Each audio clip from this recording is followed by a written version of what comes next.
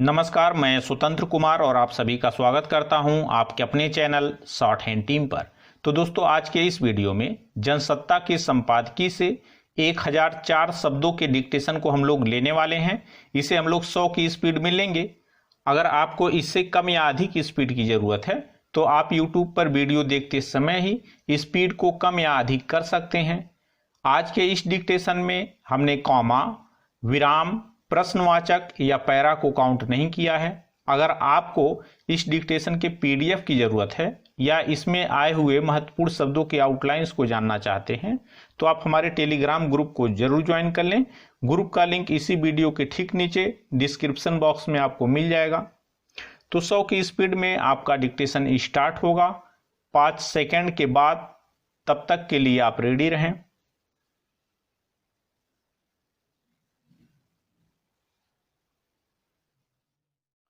Start.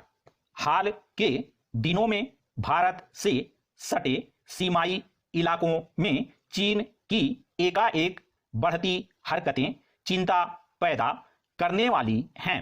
विराम।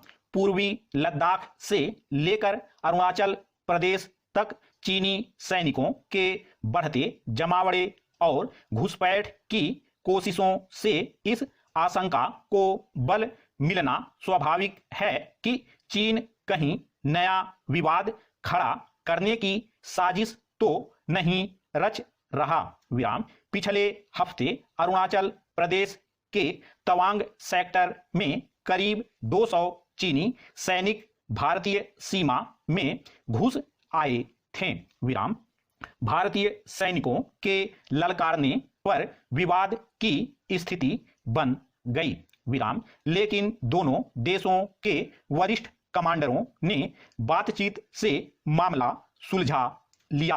विराम। इससे पहले अगस्त में करीब 100 चीनी सैनिक उत्तराखंड के बाराहोती सेक्टर में घुस आए थे और भारतीय क्षेत्र में 3 घंटे तक मौजूद रहे थे। विराम। तवांग में चीनी सैनिकों की घुसपैठ के पीछे हालांकि तर्क यह दिया गया कि स्पष्ट सीमांकन नहीं होने की वजह से चीनी सैनिकों को पता नहीं चला और वे भारतीय सीमा में आ गए। विराम। यह सही भी है कि जहां स्पष्ट सीमांकन नहीं है वहां ऐसा होता रहना असामान्य नहीं है। विराम। लेकिन यह गंभीर बात इसलिए है कि सीमा पर अक्सर अशांति का कारण इस तरह की घुसपैठ की घटनाएं ही बनती रही हैं। विराम। खास तौर से चीन को लेकर सतर्कता इसलिए भी जरूरी है कि वह इसी तरह सैनिकों की घुसपैठ करवा कर इलाकों पर कब्जा जमा लेता है और उन पर अपना दावा ठोकने लगता है। विराम। पैरा। चीनी घुसपैठ की घटनाएं ऐसे वक्त में हुई हैं जब दोनों देश वार्ता के जरिए गलवान गतिरोध को दूर करने की दिशा में बढ़ रहे हैं। विराम। अभी बड़ी चिंता पूर्वी लद्दाख में टकराव वाले ठिकानों से सैनिकों की वापसी की है। विराम। दरअसल सैनिकों को पीछे हटाने के मुद्दे पर चीन जिस तरह का रवैया अपनाता रहा है कॉमा उससे तनाव ही बढ़ता है। विराम। इससे वार्ताओं पर भी असर पड़ता रहा है। विराम। चाहे तवांग में चीनी सैनिकों की घुसपैठ हो या बारागोती में कॉमा ये गतिविधियां भारत पर एक तरह से दबाव बनाने की रणनीति का ही हिस्सा हैं। विराम। चीन को लगता है कि इस तरह की घुसपैठ से भारत भड़केगा और उकसावे की कार्रवाई करेगा। विराम। पैरा। पूर्वी लद्दाख में चीन के बढ़ते सैन्य जमावड़े पर भारत के सेना प्रमुख जनरल MM नरवणे की चिंता बेवजह नहीं है। विराम। इस क्षेत्र में चीन ने जिस तेजी से बुनियादी ढांचे के विकास का काम छेड़ रखा है, उसके पीछे उसके दूरगामी मकसद हैं। विराम। जैसी कि खबरें आ रही हैं कि वह यहां न सिर्फ और ज्यादा सैनिक तैनात करने की तैयारी में लगता है, बल्कि युद्ध के लिए जरूरी हथियारों, टैंकों, हेलीकॉप्टरों की तैनाती के साथ अपनी वायुसेना के लिए अस्थायी तौर पर सैन्य अड्डे भी बनाने में जुटा है। विराम। इससे इतना तो साफ है कि चीन अब आसानी से यहां से हटने वाला नहीं। विराम। गलवान की घटना के बाद ही इस इलाके में व्यापक स्तर सैन्य गतिविधियां बढ़ी हैं। विराम। चीनी सेना के बढ़ते जमावड़े पर विदेश मंत्री एस जयशंकर भी कई मौकों पर चिंता जाहिर करते रहे हैं। विराम। इसमें कोई शक नहीं कि अमेरिका की अगुवाई वाले चौगुटे, जिसमें जापान, भारत और ऑस्ट्रेलिया भी शामिल हैं, की सक्रियता से भी चीन की नींद उड़ी है। विराम। इसलिए भी वह भारत पर दबाव बनाने में लगा है। विराम। बड़ी मुश्किल यह भी है कि भारत चीन सीमा इतनी लंबी है कि हर जगह सेना तैनात करना या निगरानी करना व्यवहारिक रूप से संभव नहीं है।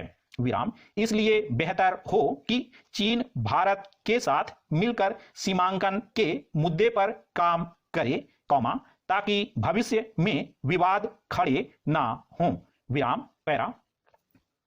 एयर इंडिया का 100% स्वामित्व हासिल कर स्वाभाविक ही टाटा समूह उत्साहित है। विराम। करीब 90 साल पहले टाटा समूह ने ही एयर इंडिया का परिचालन शुरू किया था, पर बाद में निजी विमानन कंपनियों का राष्ट्रीयकरण कर दिया गया, जिससे इस कंपनी का स्वामित्व छिन गया। विराम। एयर इंडिया की साख दुनिया भर में रही है। विराम। उसका पहचान चिन्ह महाराजा विमानन सेवा का प्रतीक बन गया था। विराम। मगर करीब 16-17 साल पहले यह कंपनी विपन्न होने लगी। विराम। इस पर कर्ज का बोझ बढ़ना शुरू हो गया।